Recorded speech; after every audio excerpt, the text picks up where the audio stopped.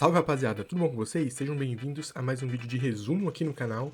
Dessa vez, aproveitando o hype de Solo Leveling, bora resumir essa obra que está lançando aí todos os sábados. Se você curte videozinho de resumo, já deixa um likezinho aí e bora começar. O primeiro episódio começa mostrando a Marinha olhando para uma ilha e dizendo que eles não podem participar dessa guerra, infelizmente, já que as armas deles não funcionam contra esses monstros. A gente corta para a ilha, onde é mostrado várias formigas gigantes enfrentando pessoas utilizando umas armas meio medievais e magia. Essas pessoas são chamadas de caçadores e somente elas podem enfrentar essas criaturas. E bom, esse grupinho de caçadores apresentado pra gente tá tomando um pau dessas formigas e a gente tá acompanhando um deles aí que tá prestes a morrer, só que ele acaba sendo salvo por outro caçador que dá uma marretada na formiga e depois conjura uma magia de cura para curar a rapaziada. Outro caçador aparece e joga uma magia de relâmpago, e por fim, um último caçador aparece e vai no mano a mano. Esses são caçadores Ranking S que vieram para ajudar. Depois disso, outras formigas maiores começaram a aparecer, e aí a coisa ficou séria. Todos os caçadores de Ranking S elevaram seu poder e a batalha comeu solta. Nisso a gente corta para a cidade, onde tem um outro caçador Ranking S que está conjurando uma magia de fogo para tentar acabar com essas formigas malditas. Depois disso, é contado pra gente que, há mais de 10 anos surgiu uma série de portais que ligavam o nosso mundo a uma dimensão alternativa, que ficou conhecida como Dungeons. E dentro dessas Dungeons existiam criaturas, monstros que eram imunes às armas humanas. E junto com isso surgiram pessoas capazes de derrotar esses monstros. E essas pessoas foram ranqueadas, do ranking mais baixo até o mais alto, sendo o mais baixo o ranking E e o mais alto o ranking S. Só que, a partir do momento em que você desperta como um caçador, o seu ranking é imutável. Não importa o que você faça, o seu ranking nunca vai mudar. Então, se você nasceu ranking C, vai ser ranking C o resto da vida. Se nasceu ranking E, vai ser ranking E o resto da vida. Bom, 3 anos depois daquele ataque à ilha, nós acompanhamos um grupo de caçadores prestes a entrar em um portal. Nesse grupo está o nosso protagonista, que eu tenho que ler o nome aqui porque eu não sei falar coreano, Sung Jin-woo. O nome difícil. O Sung, ele é conhecido como o caçador mais fraco da humanidade, sendo o caçador de ranking E.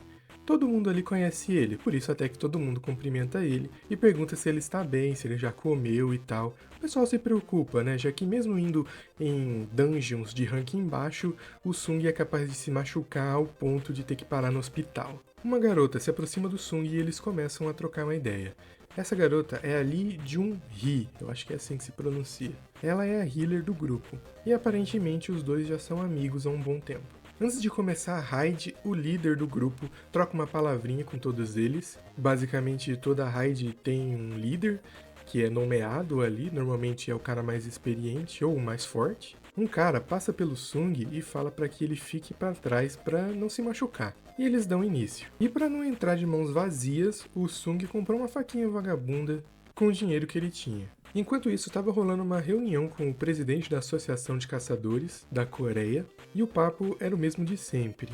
O governo quer os recursos que estão dentro das dungeons. Quando um monstro é derrotado, ele dropa uma dessas pedras, que podem ser utilizadas como dinheiro ou até mesmo para fabricar armas poderosas. Mas o governo está interessado nessas pedras por outro motivo.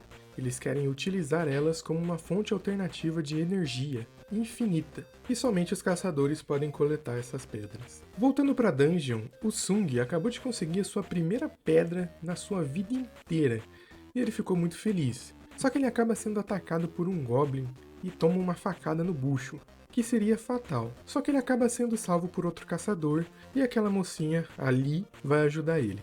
Ela vai curando os ferimentos dele com magia, enquanto os outros caçadores continuam lutando contra os monstros. Até que todos eles são derrotados e o pessoal vai começar a pegar o loot que esses monstros droparam. Essa raid não valeu muito a pena, já que não teve muito loot. O Sung quase morreu por causa de uma pedrinha, mas ali consegue curar todos os ferimentos dele. Outro caçador reparou que existia um buraco, uma espécie de caverna, no meio da dungeon. Aparentemente essa era uma dungeon dupla. Isso é algo meio incomum de acontecer em dungeons de ranking baixo. Mas isso significava que existia mais loot para ser coletado no outro lado dessa dungeon. Bom, o pessoal agora entra num dilema. Quando é descoberta uma dungeon dessa, uma dungeon dupla, ela deve ser comunicada à Associação de Caçadores, para que eles enviem outro grupo de caçador para explorar essa dungeon, para verificar se ela é do mesmo ranking que a primeira dungeon. Só que, ao fazer isso, né, os caçadores novos que foram enviados, eles vão coletar todo o loot dessa dungeon e não vão deixar nada para os outros. Então, eles fazem uma votação. Quem quer continuar e quem quer voltar. E ao final da votação, sobrou somente o Sung para tomar a decisão final, se eles vão ou se eles voltam. Ele começa a refletir um pouco, né, sobre a sua situação. Basicamente, o seu pai sumiu e a sua mãe ficou doente, e a sua irmã está no colégio, e basicamente agora ele tem que sustentar sua família. Por isso, então, que o Sung volta para que eles continuem explorando. Do lado de fora da dungeon, mostra um pouco sobre a associação dos caçadores, mostra um carinha ali tocando numa bola estranha, que acho que serve para medir a quantidade de poder, né, do caçador e verificar qual ranking se encaixa. Ranking C para cima já é considerado caçadores de ranking alto, e são esses caçadores que são mais contratados pelas guildas de caçadores. Do nada é mostrado dois caras numa moto roubando a bolsa de uma moça, e eles estão dando fuga até que mostra uma outra personagem loira que com muita facilidade pega a bolsa de volta, derrubando os motoqueiros e devolve a bolsa para a mulher. As pessoas se aglomeram e começam a falar o nome dela. Aparentemente ela é uma caçadora de ranking S chamada Chain-Hin. E bom, ela sai de lá dando umas piruetas malucas. Voltando pra dungeon, o grupo do Sung chega até uma sala com um portão enorme e ao adentrar ela, eles reparam que existem várias estátuas gigantes, algumas com instrumentos e outras com armas, como machado, espada, escudo. No centro da sala existia uma estátua grande que estava sentada, mas nenhum monstro aparente. O pessoal não estava entendendo nada. Perto da estátua grande existia uma outra estátua que estava segurando uma placa que tinha escrito nela alguns mandamentos. Esses mandamentos eram: primeiro, venere a Deus; segundo, louve a Deus; e terceiro, prove sua fé. Muito estranho, não é mesmo? Bom, a mina que tá com Sung ali, ela disse que jura ter visto a estátua mexendo o olho. Depois disso, a porta que estava atrás deles acaba se fechando, e um dos caçadores fala que tá com mau pressentimento e ele vai dar o fora, indo em direção à porta. Só que ele acaba sendo decapitado por uma das estátuas. O pessoal já entra em pânico, já que aquele era um dos caçadores mais fortes ali do grupo. Então se um cara como ele foi derrotado com tanta facilidade, todos os outros não tinham a menor chance. Daí o anime dá um close nos olhos do Sung e começa a passar uns flashbacks da história dele. Para ele, sempre foi vida ou morte. Por ser o caçador mais fraco, ele sempre estava na pior. E com o tempo ele foi desenvolvendo alguns instintos de sobrevivência. Ele conseguia perceber o perigo das coisas, percebia o padrão de ataque dos monstros para poder tentar fugir, desviar, enfim, esse tipo de coisa. E ele tem um mau pressentimento. Quando ele olha para aquela estátua principal, ela olha de volta. E aí ele grita para todo mundo se abaixar e a estátua lança um raio pelos olhos, matando uma galera. E com isso, o episódio acaba. Bora resumir o segundo episódio. O segundo episódio começa com todo mundo apavorado, já que mais um do grupo tinha morrido. Se não fosse o aviso do Sung, muitos outros poderiam ter morrido. Infelizmente, o líder da equipe acabou perdendo o braço e o Sung vai ajudar ele a estancar o sangramento. Ali poderia ajudar utilizando a sua magia de cura, mas ela está muito em choque para poder fazer alguma coisa. Devido à experiência do líder da equipe, ele chuta que o ranking da estátua seja ranking A ou ranking S. O Sung diz acreditar que esse deus com quem a placa lá dos mandamentos se refere é a estátua que está sentada. Então eles deveriam obedecer esses mandamentos se eles quiserem sobreviver. Bom, a gente corta pro lado de fora da dungeon, onde é mostrada a irmã do Sung, a Sung Jina, e ela tá no colégio conversando com uma amiga. Ela conta sobre o seu irmão ser um caçador de ranking E e como ele se machuca toda vez que ele vai para uma dungeon. E a amiga dela fica pensando que talvez ela pudesse ganhar a vida sendo caçadora também. Voltando para Hyde, um dos caçadores tenta utilizar um poder de velocidade, um dash muito rápido para tentar fugir, só que a partir do momento que ele sai do chão, a estátua lança um laser nele que deixa o cara pulverizado, sobrando só os pés. Basicamente não tem como fugir. O Sung pede para o líder da equipe repetir os mandamentos para ele e ele vai testar uma teoria que ele tem. Ele fica de pé e a estátua já começa a carregar o ataque, só que antes dela lançar, ele se curva, fazendo com que a estátua pare o ataque. Basicamente, ele descobriu o primeiro mandamento, que é venere a Deus. Enquanto eles estiverem agachados ou curvados, nenhum deles vai ser atacado. Daí a estátua abre um sorriso macabro que gela a espinha de todo mundo. Um dos caçadores se levanta e percebe que a estátua não está mais atacando.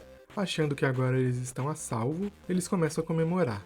Só que a estátua entra na sua fase 2, se levantando do trono e indo em direção a eles. O Sung percebe que agora entra em prática o segundo mandamento, que é o louve a Deus. Um dos caçadores toma a frente, dizendo que ele é um cara que estuda muito teologia, e ele começa a fazer uma reza em frente à estátua. Só que a estátua ignora ele e pisa em cima, esmagando ele. Outra garota acaba ficando paralisada e é pisoteada também. Com isso, o líder da equipe fala para todo mundo se separar para tentar despistar a estátua, e o Sung agarra ali e começa a correr, enquanto tenta decifrar o segundo mandamento. Vários caçadores acabam sendo mortos pelas estátuas que possuem armas, só que o Sung percebe que tem estátuas que não utilizam armas, e sim instrumentos.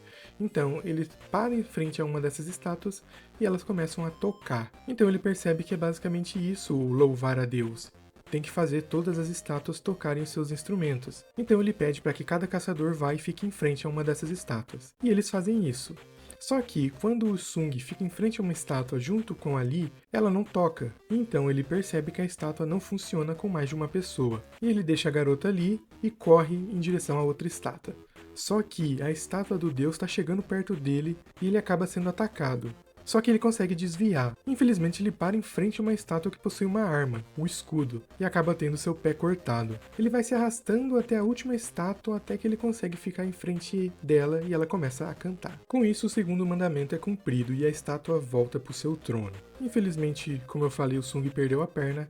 Ali tenta curar ele, mas ela já tá nas últimas, começa a sangrar conforme ela vai usando o seu poder de cura, então ela não vai conseguir trazer a perna dele de volta. Com isso, um altar de sacrifício surge no meio da sala e o pessoal já sabe o que deve ser feito, O deus quer um sacrifício. Eles pensam em sacrificar o Sung, só que o líder toma a dianteira e quem vai no lugar é ele, já que foi ele que sugeriu uma votação para eles irem até essa segunda dungeon. Ao se aproximar do altar, uma tocha se acende. O Sung fica curioso e pede ajuda para 2 caçadores o levarem até lá. Ao adentrarem o círculo, mais 3 tochas se acendem.